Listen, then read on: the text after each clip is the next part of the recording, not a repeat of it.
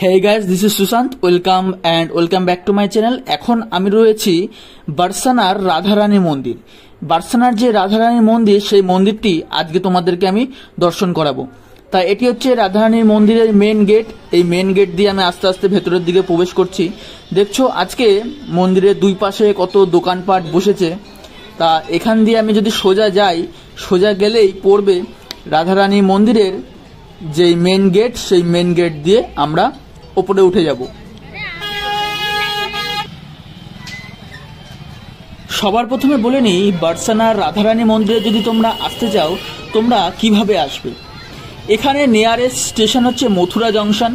Mathura junction স্টেশনে নামবে। Station থেকে বেরিয়ে তোমরা যে কোনো টোটো নিয়ে নেবে। টোটো নিয়ে সোজা চলে যাবে সেখানে যে বাস স্ট্যান্ড রয়েছে, সেই বাস স্ট্যান্ডে। বাস স্ট্যান্ড থেকে অনেক গাড়ি পেয়ে যাবে, বাস পেয়ে যাবে, যেগুলি সোজা বার্সানার রাধারানী মন্দিরে আসে। এই সিঁড়িগুলো বেয়ে বেয়ে উপরে উঠতে হবে মন্দিরে।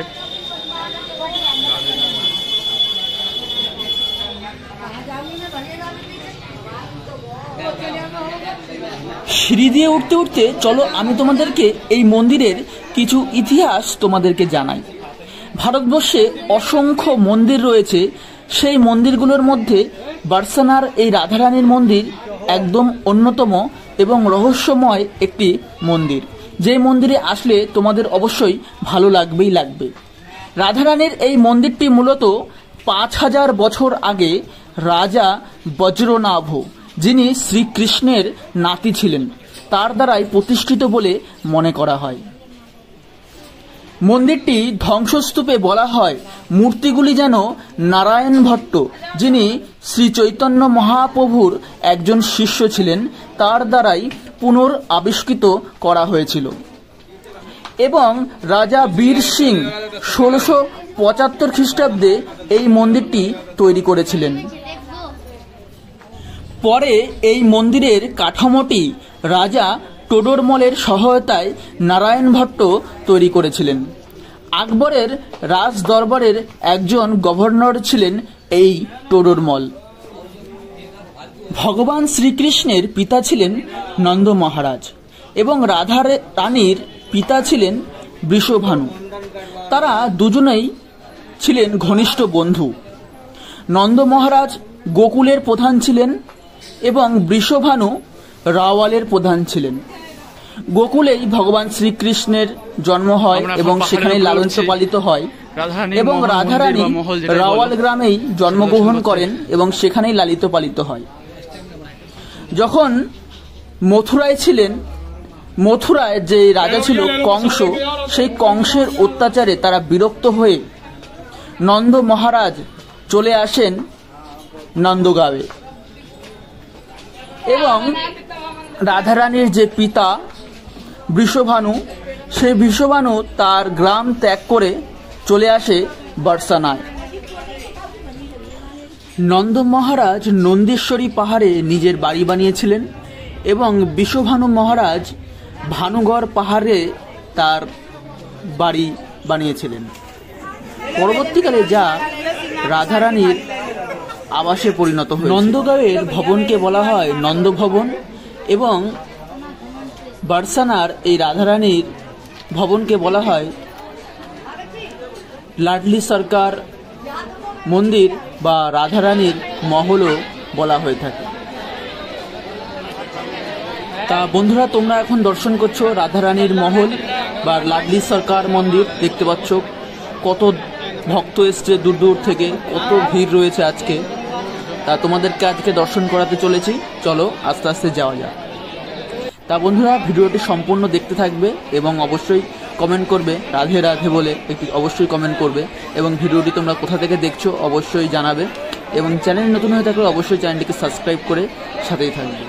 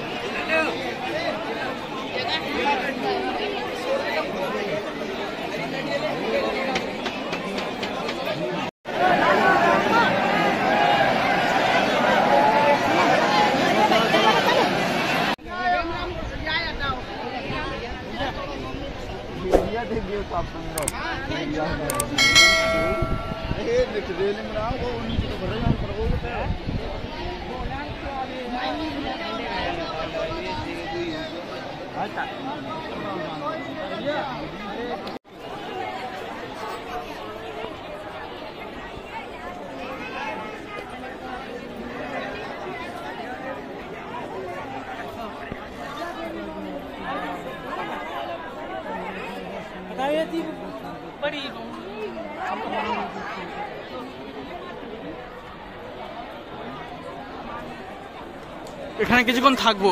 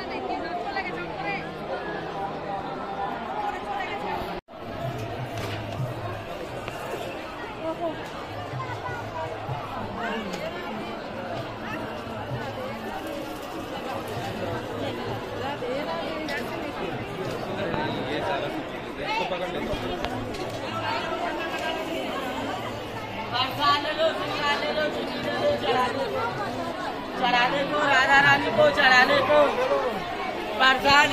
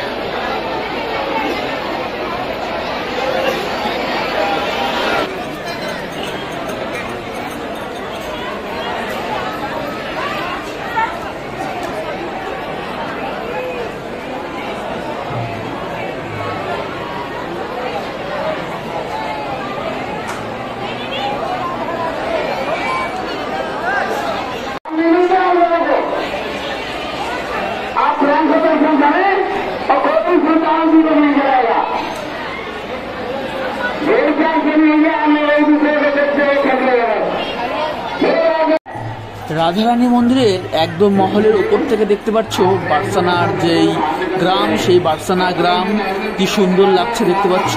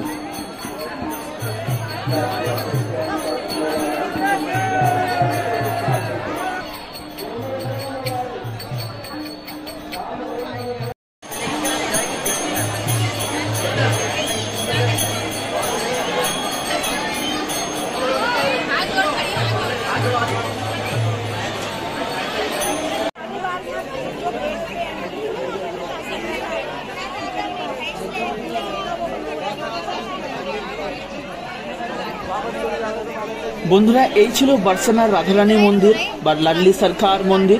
তা তোমাদের কেমন লেগেছে অবশ্যই কমেন্ট করে জানিও। আজকে ভিডিওটা এ পর্যন্ত থাকবে, দেখা হবে অন্য ভিডিওতে। ততক্ষণ পর্যন্ত ভালো থাকবে, সুস্থ থাকবে, অবশ্যই একটি কমেন্ট করবে। রাধে রাধে। এবং আরও চ্যানেলে নতুন ভিডিও রয়েছে, অবশ্যই দেখার জন্য আমন্ত্রণ রইল।